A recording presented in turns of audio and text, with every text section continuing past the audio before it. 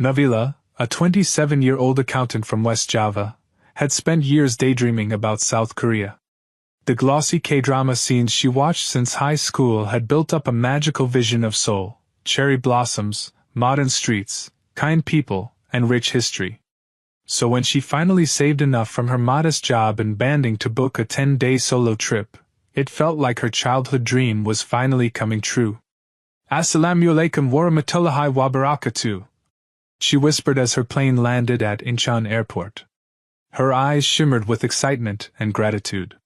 With a heart full of prayers and a hijab pinned neatly over her pastel outfit, she stepped into Seoul like a hopeful traveler in a fairy tale. She chose a hotel in Myeongdong, a lively shopping hub packed with local stalls and trendy stores. The area was strategic, close to bus stops and train stations, and full of the Seoul charm she'd always imagined. On her second day, under a sky dotted with soft white clouds and cherry blossoms blooming like confetti, she had planned to visit the historic Gyeongbokgung Palace. Camera in hand and spirit soaring, she took dozens of photos along the way, the trees, the streets, the cafes. Every click was a memory in the making. Her outfit that day was simple yet elegant, a light blue denim jacket over a flowing cream dress, her soft pink hijab matching the spring vibe around her. After a light breakfast at a nearby cafe, she checked her digital ticket for the palace and walked to the nearest bus stop to catch bus number 1711. The bus arrived right on time. With practiced ease, she tapped her transit card and found an empty seat by the window. She loved that spot, watching Seoul go by like scenes from a movie. The bus wasn't too crowded. Most passengers were glued to their phones or chatting quietly. Nabila leaned back, soaking in the calm. For a moment, she felt completely at peace. Until he got on. A middle-aged man in a sharp black suit entered the bus and glanced around. His eyes landed on Nabila. And stayed there. She noticed immediately, the stiffness in his jaw, the way his gaze didn't flicker. He looked at her hijab, then her face, then back at her hijab. Nabila tried to look away, brushing it off. Maybe he was just curious. Maybe she was imagining it. But then, he muttered something under his breath. Sharp, sarcastic, and loud enough for nearby passengers to hear. The atmosphere shifted. One person looked up. Then another. Nabila's stomach tightened. She didn't understand much Korean, but she caught one word clearly. Hijab. Her heart pounded. She pulled her jacket tighter, suddenly aware of every inch of fabric on her body. The man kept talking, his voice growing louder, more aggressive. His tone was unmistakably hostile. People began staring. Some looked uncomfortable. A few even nodded along with the man, as if agreeing with whatever he was saying. Nabila's cheeks burned. It was humiliation, pure and sharp. She felt like an alien in the middle of a crowd. She whispered to herself in Indonesian. Tenang, Nabila, sabar. Calm down, be patient. But the man wasn't done. At the next stop, he stood up and walked down the aisle, straight toward her. Nabila froze. She looked down, praying he would just pass by.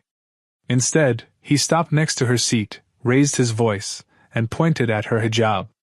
He shouted in Korean, and though she couldn't understand every word, she understood enough. He was telling her to take it off. No, she whispered, barely audible. I'm sorry, I don't understand. But the man's anger only escalated. He waved his hand toward the door and barked what sounded like an order to get off the bus. By now, the entire bus was watching. Silent. Some confused, others indifferent. The bus driver finally turned to see the commotion. He asked something quickly in Korean. The suited man pointed furiously at Nabila, speaking with wild gestures. The driver frowned, then looked at Nabila through the mirror. The tension was unbearable. Her chest tightened, her eyes filled with tears she refused to shed.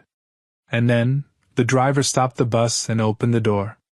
As if he agreed. The man grabbed her wrist, pulling roughly. Nabila yanked her arm back and stood up on her own, trembling. Without a word, she stepped off the bus. The door shut behind her with a hiss. She stood alone on a sidewalk she didn't recognize. Cars passed by. Strangers walked past without a glance. No one asked if she was okay. The cool spring breeze, which earlier felt refreshing, now felt sharp against her skin. Her hands shook as she reached into her bag, fumbling for her phone. Tears spilled down her cheeks. Not just from fear, but from the sting of being rejected for simply existing. For wearing her hijab with dignity. She sat down on a nearby bench, head lowered, heart shattered. I just wanted to see the palace, she whispered to herself. Why does it have to be like this? Behind her, the world moved on, unbothered. And then, footsteps. Gentle, cautious, approaching. Nabila turned slightly. A young Korean man stood nearby, wearing a dark green jacket and holding a small shoulder bag. His face held a mixture of concern and hesitation. He didn't speak. Instead, he pulled out his phone, opened a translation app, and held it out. On the screen. Are you okay? Can I help you? Nabila's lips trembled. She nodded slowly. For the first time that day, her heart didn't feel entirely alone. Nabila nodded softly to the Korean man standing before her. She was still shaken, her breath uneven, her eyes heavy with unspoken fear. But that single message on his phone. Are you okay? Can I help you? Felt like a hand reaching into a dark tunnel. She wiped the corners of her eyes with trembling fingers and tried to manage a weak smile. The man noticed her struggle and quickly took a small step back, as if trying not to overwhelm her. Then, after a moment, he brought his phone out again and typed something new. Can we sit? You look tired. Nabila glanced at the empty spot on the bench beside her. She gave a slight nod, grateful for his gentle tone.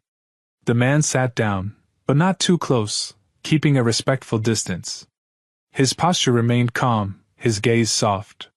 They sat in silence for a while, the sounds of soul humming in the background, cars, chatter, the distant rhythm of a crosswalk chime. It was a normal city day for everyone else. But for Nabila, it was the aftermath of a storm. The man opened his bag and took out a small bottle of mineral water. He offered it to her with both hands. Nabila hesitated, then accepted it with a quiet, "Thank you." She hadn't realized how thirsty she was until she took a small sip. The water felt like relief. Lost, she said slowly in Indonesian, pointing to her phone. I'm lost. The man seemed to understand. He nodded, then pulled out his own phone and opened the map application. He tilted the screen toward her, silently asking where she was trying to go. Nabila scrolled through her phone and found her ticket to Gyeongbokgung Palace, the same palace she had dreamed of visiting since childhood. She pointed at the name. The man looked at it, nodded with understanding, and began navigating. Then, with a polite hand gesture, he pointed toward the sidewalk. He didn't say it aloud, but the meaning was clear. I'll take you there. Nabila looked into his eyes. There was no pity in them, only sincerity. For a moment, she hesitated. But after what she had endured on that bus, she couldn't bring herself to walk through Seoul alone. She nodded once. And so, side by side, they walked. The city hadn't changed. Bustling streets, blossoming cherry trees, couples taking selfies. But something inside Nabila had. Her hijab felt heavier now, not because of shame, but because of the eyes it invited. She noticed people glancing at her. Some curious. Some indifferent. A few disapproving. But beside her walked someone who didn't judge. As they passed through a narrow street lined with food stalls, the smell of sweet rice cakes and fried dumplings filled the air. Nabila's stomach growled quietly, but she had no appetite. The man noticed the stall and motioned toward it, asking if she wanted to stop and eat. Nabila gave a polite shake of the head. She just wanted to reach the palace. They continued walking, and after nearly 20 minutes, the grand gate of Gyeongbokgung Palace rose before them. Majestic. Historical. Beautiful. But the sight didn't move her as she thought it would. Instead, a dull ache settled in her chest. The palace she had imagined so vividly now felt distant, like a dream blurred by sorrow. The man turned to her and bowed respectfully, a soft smile on his lips. Nabila bowed back, hands clasped in front of her. Her voice was quiet but full of sincerity. "Thank you, really." The man only nodded, then slowly turned to leave. Nabila stood alone in front of the palace gate. Tourists bustled around her, posing for photos, laughing. She inhaled deeply, trying to collect herself, then stepped into the palace grounds. The ancient roofs curved high above, bright colors danced across the wooden structures, and delicate carvings lined the walls. But her heart was still burdened. She wandered quietly, taking a few pictures. She told herself not to let one bad moment destroy her entire trip. This was her dream, she wouldn't let hatred erase it. Yet fate wasn't finished with her. As she stood by the central courtyard, adjusting her camera, a loud voice rang out behind her. She turned. A stocky man in a black shirt and baseball cap was striding toward her with urgency. His face was tight with frustration, his voice raised. He pointed at her hijab, then at a small signboard with Korean writing. Nabila froze. Again? A small crowd began to form. Some people whispered. A few pulled out their phones. The man kept talking loudly, pointing as if accusing her of doing something wrong. "I don't understand," Nabila whispered. Her throat was dry. "I'm just a tourist." Two palace security guards arrived and quickly intervened. One of them, a younger officer, spoke with more restraint. He opened a translator app and asked, "What are you doing here?" Nabila fumbled with her phone, showing her pre-booked ticket and the photos she had just taken. "I came to visit. Just a tourist," she said, trying to hold back tears again. The officers huddled and spoke to each other briefly. Then, without smiling, one of them nodded and gestured that she was free to go. But their expressions made it clear, they didn't welcome her. Not really. Nabila walked away, her steps heavy, her heart heavier. As she neared the exit gate, something stopped her. Standing under the same cherry tree where he had left her earlier, was the man in the green jacket. He looked at her, concerned. When she reached him, he didn't ask questions. He simply handed her a small packet of tissues from his coat pocket.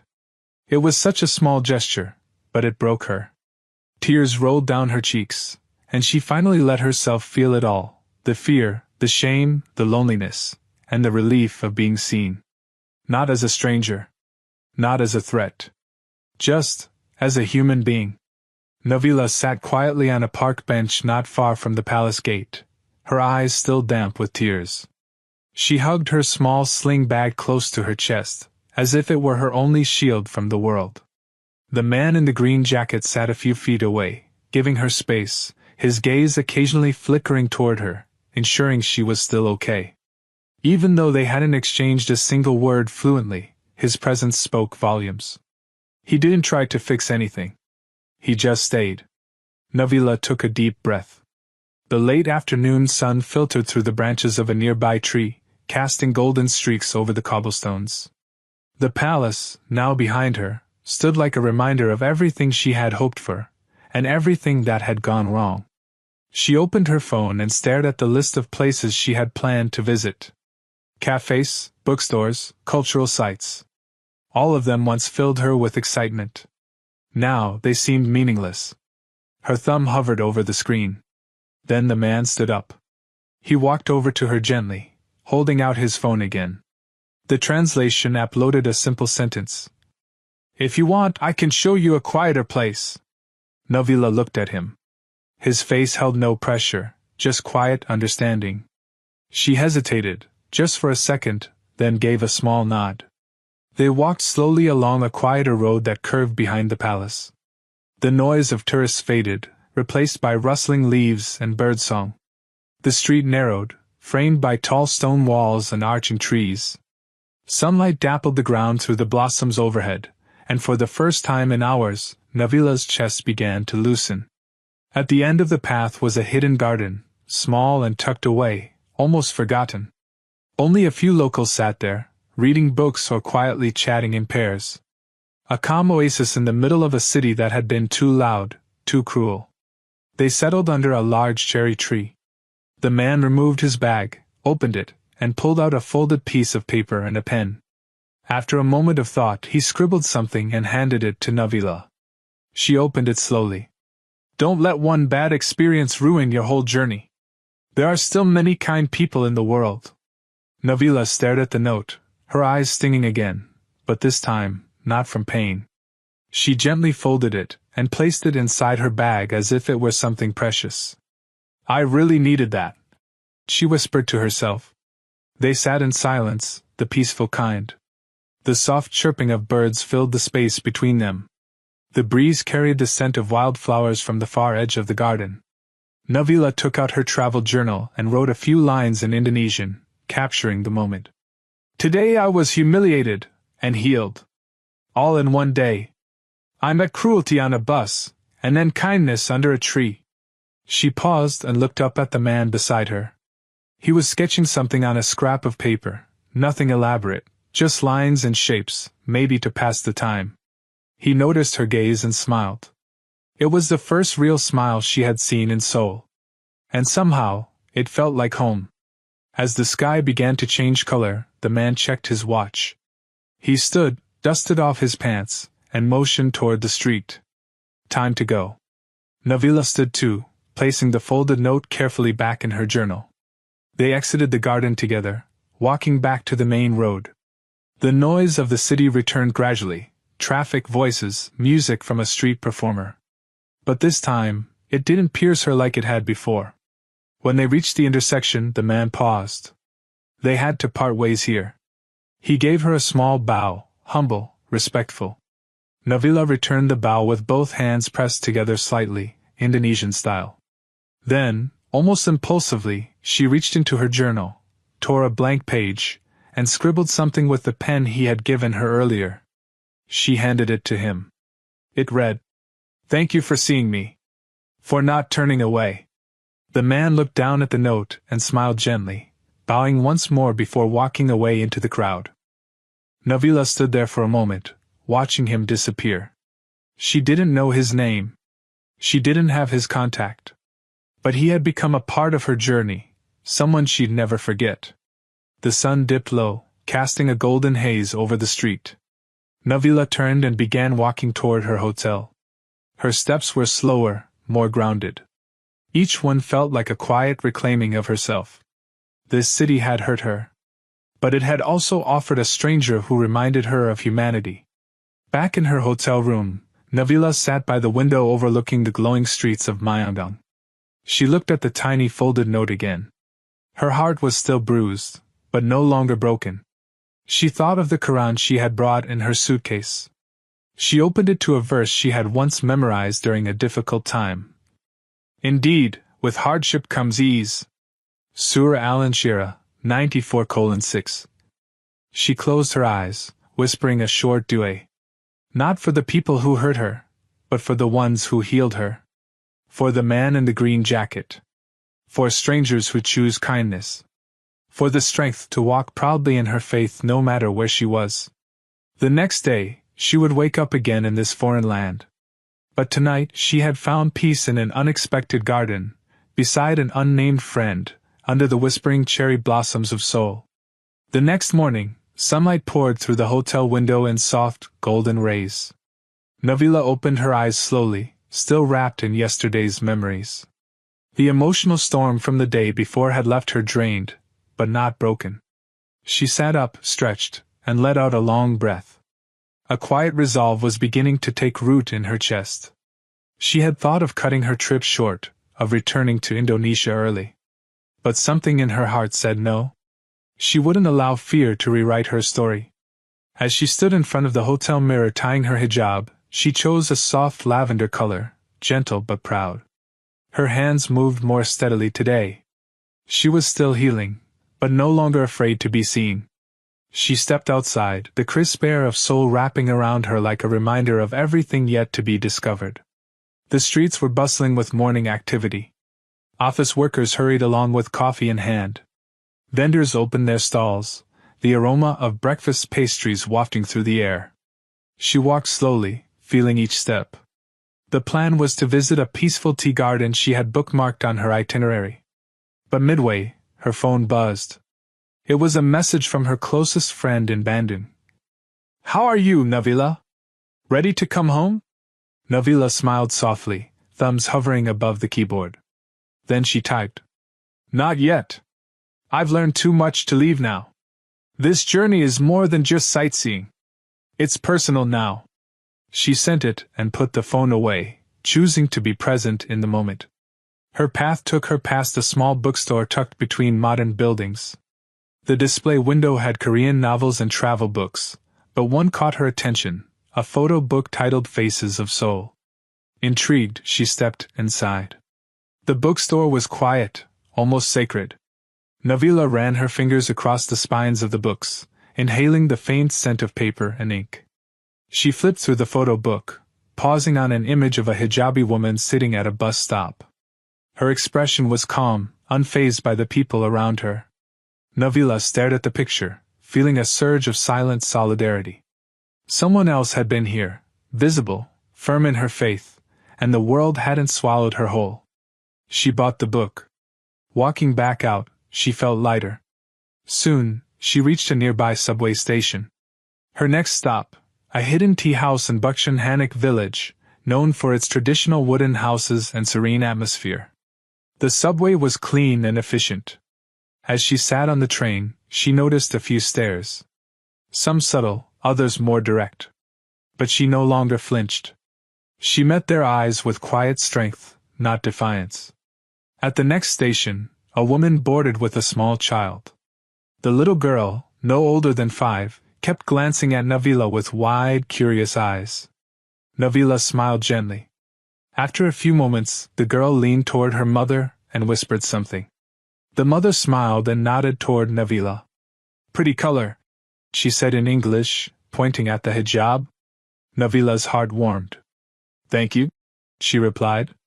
The train rolled on, and for the first time, Nabila felt something returning, hope. When she arrived in Bukshan, the village was peaceful, its wooden houses standing like guardians of tradition. The air was cooler here, scented with pine and warm stone. She walked uphill to reach the tea house, her steps measured but sure. Inside, a woman in a traditional hanbok greeted her kindly, and showed her to a quiet table near the window. Nabila ordered a hot jasmine tea and opened her travel journal again.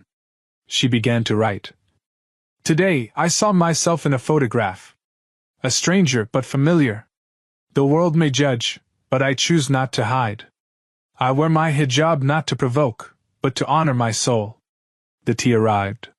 She sipped slowly, letting the warmth settle deep in her chest. Every moment, every encounter was becoming part of a larger picture, one of courage, of struggle, of dignity. Outside the tea house window, the village stirred softly. Children laughed. A breeze rustled the leaves. Life moved on. And so would she. After leaving the tea house, she walked through a nearby art alley, admiring hand-painted tiles and small murals on the walls. A small boy ran past her, chased by his friends, their laughter echoing through the narrow street. A mural of a girl in a headscarf stood painted on one wall, her smile bright and unapologetic. Nabila took a photo of it and smiled. Then, from the corner of her eye, she saw a familiar green jacket. The Korean man, the stranger who had comforted her days before, was walking down the opposite end of the alley. She hesitated, unsure if she should wave. But as if sensing her presence, he turned and saw her. Their eyes met. He smiled and gave a small nod of recognition. This time, Nabila smiled too, wide, confident. They didn't walk toward each other. No words were exchanged. But somehow, it felt complete. A full circle. Back at her hotel that evening, Nabila stood by the window again, gazing out at the Seoul skyline. Lights blinked across distant buildings. Taxis passed in rows. Somewhere below, people laughed and lived without knowing how this city had changed one woman forever. She thought of her flight home the next day. But she didn't feel like she was running anymore. She had stayed. She had stood tall. And that, she knew, was the most important part of this journey. Morning arrived with clarity. The Seoul sky was bright and cloudless, as if offering one last smile before Nabila's departure. Her suitcase stood packed by the hotel door. She took one final glance around the room that had quietly witnessed her tears, her fears, and her awakening. Her hijab that morning was soft ivory, with tiny embroidered flowers along the edge, a quiet reminder of who she was, and the dignity she carried. She stepped out into the street, suitcase trailing behind her. The air was alive with morning rhythm, vendors steaming breakfast buns, students in uniforms heading to school, delivery riders zipping past. It was just another day in Seoul, yet for Nabila, it marked the end of something sacred. As she walked toward the subway station, memories began to flicker like a silent slideshow. The bus incident. The yelling man. The humiliation. The green-jacketed stranger, and his silent compassion. The hidden garden. The kind bookstore. The little girl on the train who smiled. Every fragment had become a thread in the tapestry of her journey. But more than that, every wound had also become a window. She had seen a new world. Not the fantasy from K-dramas, but the reality of being different, visible, and vulnerable. And still choosing to walk forward. Inside the subway, she found an empty seat and settled in. The view outside blurred into motion, trees, stations, people. She took out her phone and opened her travel journal. She typed slowly, deliberately. I came to Seoul with a dream of photos and palaces. I'm leaving with something deeper, a knowledge of myself. The final stop arrived, Incheon International Airport. The terminal was grand and buzzing. Travelers moved in every direction, some excited, some weary. Nabila moved quietly among them, her steps measured, her mind full. She checked in her luggage, passed through immigration, and made her way toward the departure gate. Everything moved like clockwork. But inside, her emotions stirred softly, like the petals of the cherry blossoms she had admired on her first day. She found a quiet corner near a window and sat. Planes taxied in the distance. A little boy pointed at one, laughing. His father lifted him for a better view. Nabila watched them, smiling. Suddenly, her phone buzzed. A message. It was from the same friend in Bandung. So? Did Seoul change you? Nabila read it twice. Then she replied. It didn't change me. It revealed me. She stared at her own words, surprised at how true they felt. This journey had not made her someone new, it had pulled the truth out from within. The kind of strength she never knew she had. The calm she learned to find in a sea of unfamiliarity. And the certainty that her faith was not just something she wore, it was something she lived. As boarding began, she rose to her feet. Her hand brushed against the small folded note in her bag, the one from the Korean stranger in the hidden garden. Don't let one bad experience ruin your entire journey. There are still kind people in the world. She held it for a moment, then smiled. Her seat on the plane was by the window. As the aircraft ascended into the sky, Seoul became smaller beneath her. The palaces, the streets, the buses, all shrinking into memory. But the lesson remained large. The flight was quiet. Nabila closed her eyes, replaying scenes like a film. She didn't feel angry anymore. She didn't feel scared. She felt ready. Back in Indonesia, her family waited eagerly. Her mother prepared her favorite food. Her younger brother was eager to see the photos. Her father was already talking about printing them into a travel album. At the airport in Jakarta, as soon as she stepped through arrivals, her mother embraced her tightly. Alhamdulillah, you're safe, she whispered. I am, Mama. I'm more than safe, Nabila replied softly. I'm stronger now. That night, in the quiet of her room, Nabila unpacked. She placed her new book, Faces of Seoul, on the shelf. Tucked her journals safely in the drawer. And on her desk, she framed the folded paper from the stranger. It would serve as a reminder of what she endured, of who she became. Later, she would give a talk at a local mosque about traveling as a Muslim woman.